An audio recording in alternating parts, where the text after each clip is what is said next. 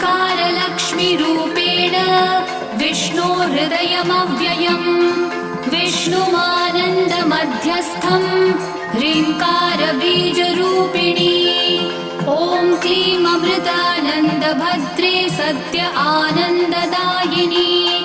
ॐ श्रीं दैत्यभक्षरदां शक्तिमालिनि शत्रुमर्दिनी तेजःप्रकाशिनी देवी वरदा शुभकारिणी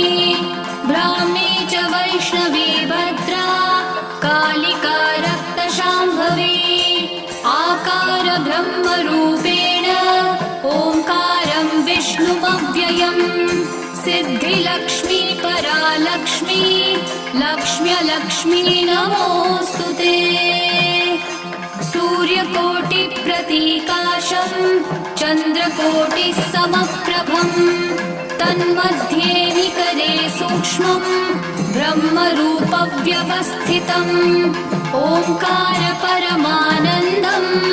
क्रियते सुखसम्पदा सर्वमङ्गलमाङ्गल्ये शिवे सर्वार्थसाधिके प्रथमे त्र्यम्बिका गौरी द्वितीये वैष्णवी तथा तृतीये कमला प्रोक्ता चतुर्थे